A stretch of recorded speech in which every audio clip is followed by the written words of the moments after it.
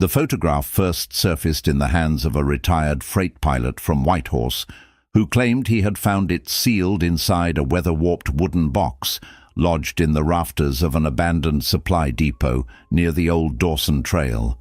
The depot had been shuttered since the 1950s, its logs sinking into the permafrost like the last vertebrae of a forgotten skeleton. When he pried open the box, he expected old manifests or rusted tools.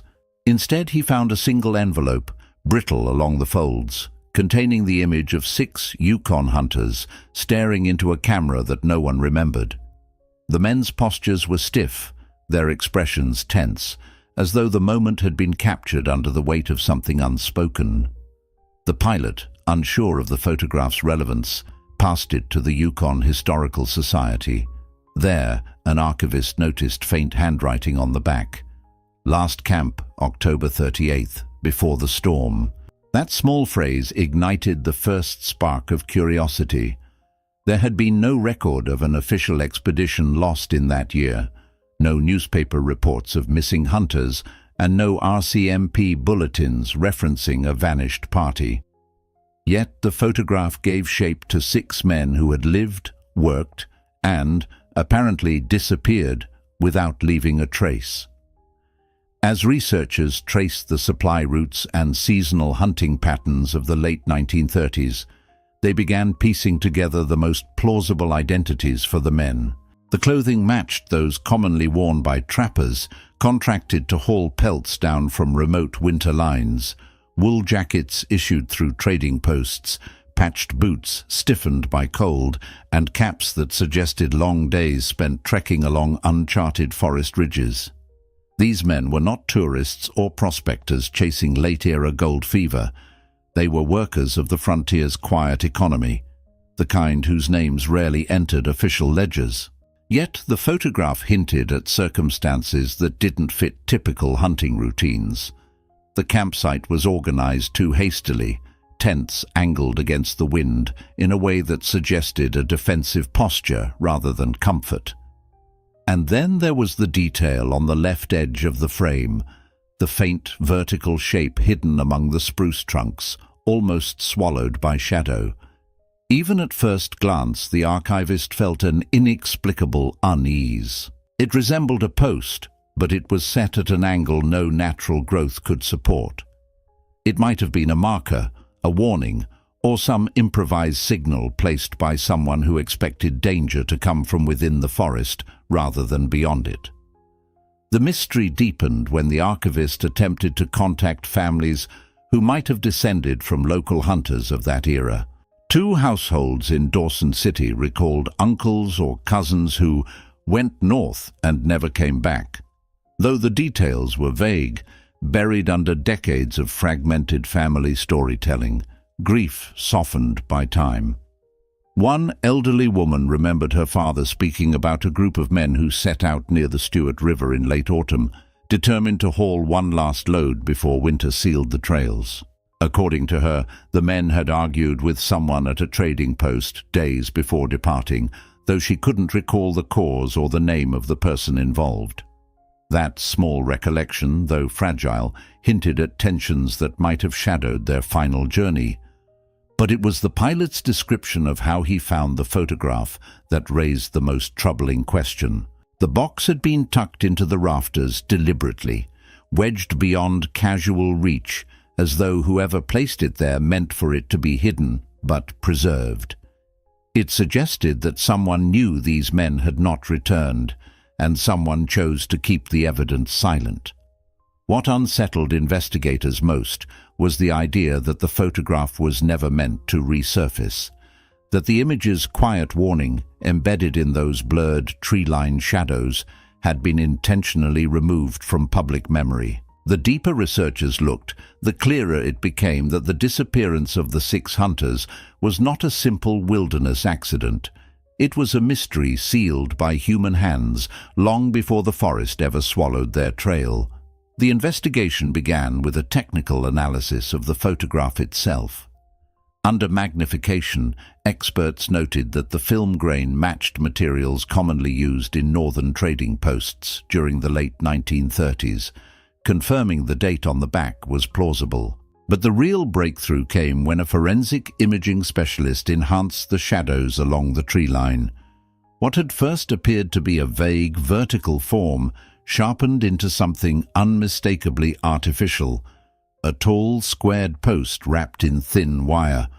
Not the frame of a tree, nor the broken limb of a fallen one, something placed there by intention. The wire glinted faintly in the enhanced scan, reflecting just enough light to suggest it might have served as a marker or boundary. Yet there were no known survey expeditions recorded in that area for that year. The presence of such a structure raised the possibility that the men had wandered into land that someone, officially or unofficially, meant to keep isolated. Archivists turned to RCMP field logs from 1937 to 1940, combing through accounts of disputes, territorial claims, and missing person inquiries. One entry from early 1939 mentioned a trapper reporting unsettled activity near the Stewart River, strange sounds at night, unfamiliar boot tracks overlapping his own, and crude boundary posts hammered deep into the frozen ground. The report was dismissed at the time as the nervous imaginings of an isolated winter worker. Yet the description of those posts, particularly the wire bindings, echoed precisely what the enhanced photograph revealed. It suggested a network of markers laid out by someone, perhaps a private mining outfit, perhaps an illicit operation, working beyond the knowledge of local authorities. When researchers cross-referenced these logs with trading post ledgers, another peculiar detail emerged. The 6 men in the photograph had purchased more supplies than a standard late autumn hunt required. Additional kerosene tins, twice the usual allotment of rifle cartridges, and canvas patches used to reinforce tents against heavy storms. The purchases implied that they anticipated a longer stay in the wilderness, or at least expected to encounter difficulties. It contradicted the assumption that they were on a routine trapping run. Someone, or something, had persuaded them to prepare for unforeseen challenges. Interviews with descendants provided further contradictions. One family claimed their relative, believed to be one of the hunters, had spoken of taking a northern contract shortly before he vanished. No one knew what the contract entailed, only that he had been unusually secretive. Another remembered a passing remark about people guarding something upriver, a comment dismissed at the time as exhaustion-induced rambling. These fragmented testimonies, layered with the distortions of memory, revealed tensions beneath the surface of what had been presumed an ordinary expedition. The photograph was then subjected to topographical comparison. Researchers matched the tree line pattern, the slope of the ground, and the angle of the tents against aerial surveys taken decades later. This narrow analysis placed the campsite near a ridge overlooking a tributary of the Stewart River, an area known for scattered, undocumented prospecting attempts during the Depression. Many such operations were abandoned quickly, but a few were rumored to have continued without permits, exploiting isolated pockets of quartz and alluvial deposits. The presence of boundary posts could suggest one of these unregistered claims, possibly guarded by men who preferred their activities to remain unseen. Yet one element complicated every theory: a second anomaly in the photograph. Beneath the vertical post at ground level, the enhanced scan revealed faint impressions suggesting movement, disturbed soil, a subtle shift in texture. It might have been the shadow of a fallen branch, or the imprint of something recently dragged across the forest floor. But its alignment with the post implied coordination, not chance. This new detail shifted the investigation dramatically. The photograph, once viewed as a simple group portrait, now appeared to document the edge of an unseen boundary, one the hunters might not have recognized until it was too late. The tension in their expressions, once interpreted as fatigue or cold, now read as unease. Something stood beyond the frame, something that shaped their final hours in ways the photograph only began to reveal. The turning point came when a volunteer historian from Ontario uncovered a thin, water-damaged notebook in a private estate sale. Its cover warped, its pages swollen from age. The seller claimed it had belonged to a distant relative who once worked for a transport company supplying northern camps during the 1930s. Most of the notebook was filled with mundane mileage logs, fuel notations, and brief comments about weather, but a handful of entries from October 1938 hinted at something far more urgent. The handwriting grew erratic, slanted, as though written in haste. One entry read simply, "Met party of 6. Tents already pitched. Warned them not to stay. Boundary dispute worsening." Another, written 2 days later, stated, "Heard gunshots upriver last night. Not sure whose. Leaving at dawn." The historian cross-referenced the dates and realized they aligned precisely with the period the hunters were last seen. The notebook served as an unexpected catalyst, forcing investigators to revisit assumptions long taken for granted. If the writer had warned the men not to remain in the area, then the vertical post in the photograph was no incidental structure. It was a marker in a conflict whose participants operated far from official oversight. Yet the notebook never specified who the opposing party was. The omission felt intentional, as if the writer feared leaving a record that might implicate someone powerful. This ambiguity cast a new shadow over the case, one not rooted in wilderness misfortune, but in human confrontation. When researchers re-examined the photograph with this possibility in mind, they noticed something overlooked in earlier inspections. Just behind the hunter's boots, in the frayed patches of melting snow, were faint indentations, not made by heavy winter gear, but by a lighter tread, someone standing outside the lineup, just beyond the camera's frame. It suggested the presence of a seventh figure at the campsite, someone who chose not to appear in the image or was deliberately excluded. The realization unsettled the entire investigative team. If a seventh person had been present, then who held the camera, and why had the hunters posed with such palpable unease? An elderly Dawson resident, contacted after seeing a local newspaper summary of the investigation, offered a recollection that further complicated the mystery. She remembered hearing her father speak of a man known only as the Surveyor, a figure rumored to have worked independently for competing mining companies. This man, she said, often inserted himself into disputes over unregistered claims, acting as a negotiator when it suited him and as an enforcer when it did not. She recalled her father muttering once that the surveyor had no allegiance but his own. Though unverifiable, the story echoed the notebook's implication of territorial conflict and lent credence to the theory that the men had stumbled into an area controlled by someone with strong interests. Complicating matters further was a second, more subtle anomaly in the background of the photograph.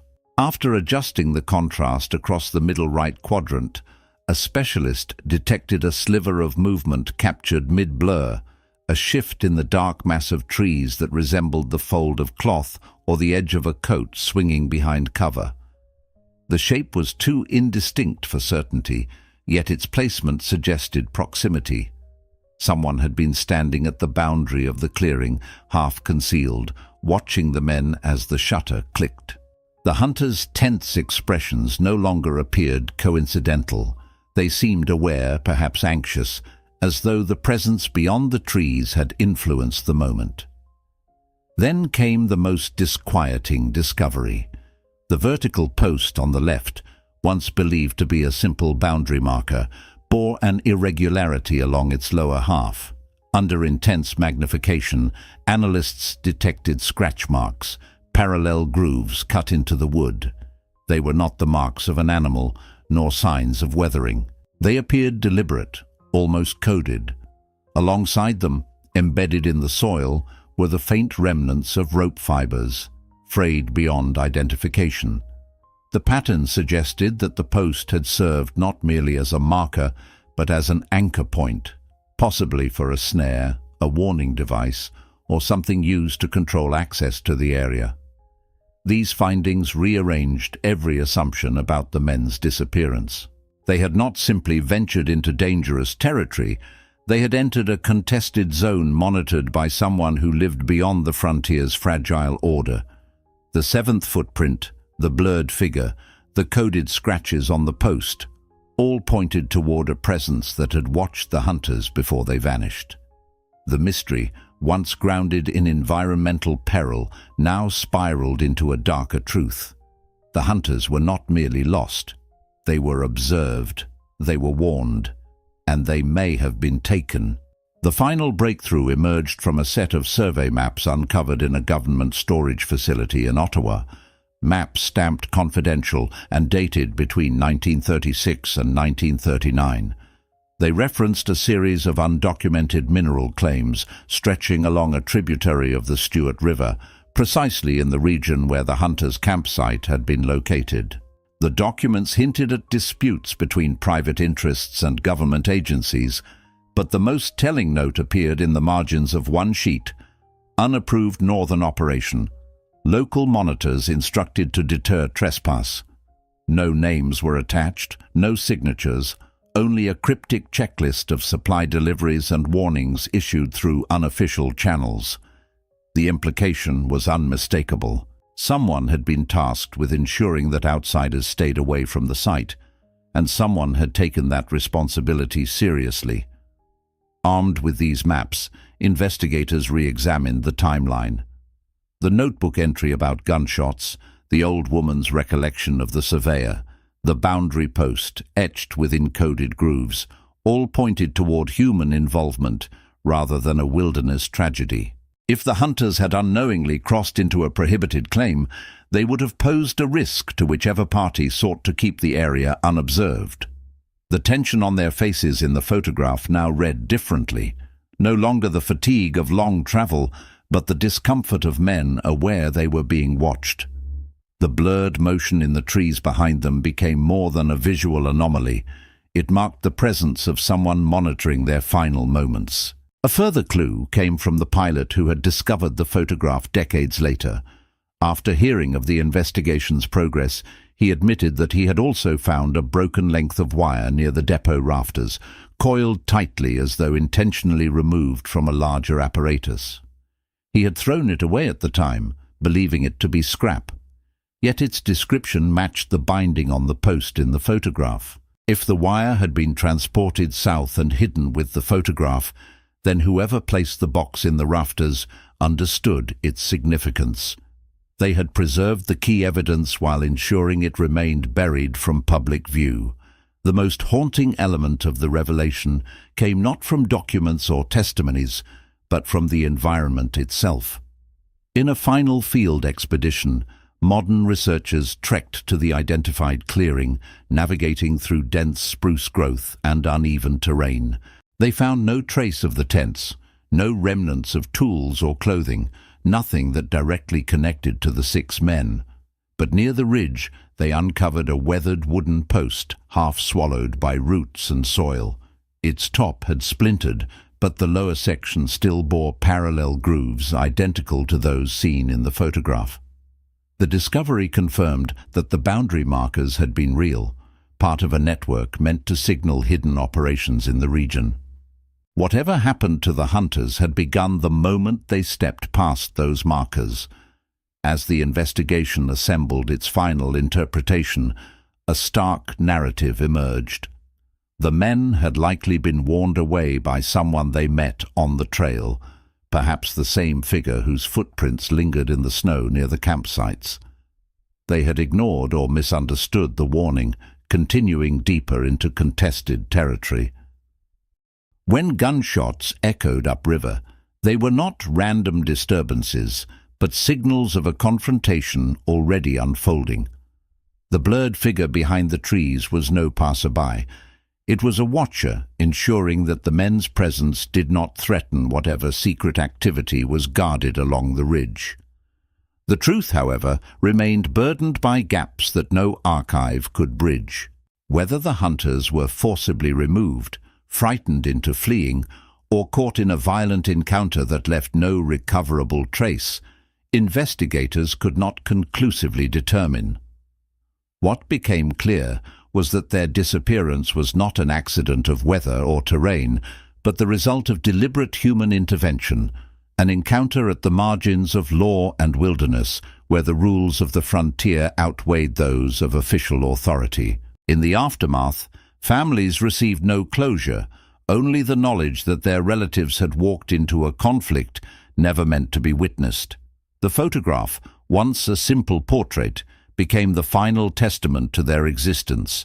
The unspoken dread in their expressions, the guarded tension in their bodies, and the hidden watcher beyond the trees formed a silent narrative of warning.